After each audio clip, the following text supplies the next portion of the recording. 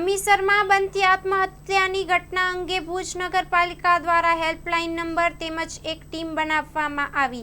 Story report by કરણ વાઘેલા, ભુજ. જેવી રીતના આપણે જોઈ રહ્યા છીએ કે આ મોન્સૂન એટલે ચોમાસા દરમિયાન હમીરસરની અંદર નવા નીર આવ્યા છે.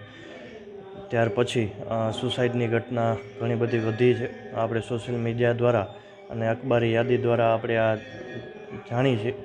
એટલે નગરપાલિકાએ એક પગલાં ભરેલા છે કે ભાઈ જે અનિચ્છનીય કોઈ બનાવ ન બને અને કોઈ સુસાઇડ કરવા જતું હોય અને કોઈ વ્યક્તિ તેને જોઈ જાય તો નગરપાલિકાની હેલ્પલાઇન નંબર ઉપર ફોન કરતાં નગરપાલિકાના 2 કર્મચારી તાત્કાલિક ત્યાં આવી અને તેમનો જાન બચાવવાનો પ્રયાસ કરશે.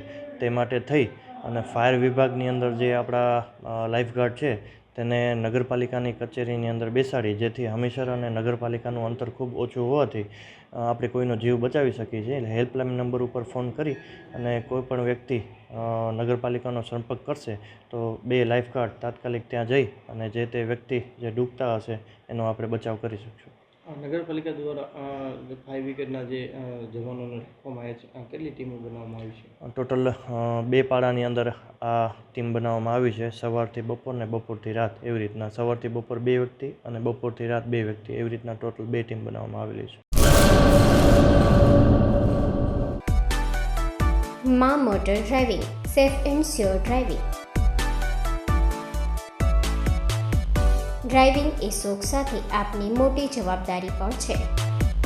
અમારા ઇન્સ્ટ્રક્ટર દ્વારા સચોટ અને સરળ માર્ગદર્શન.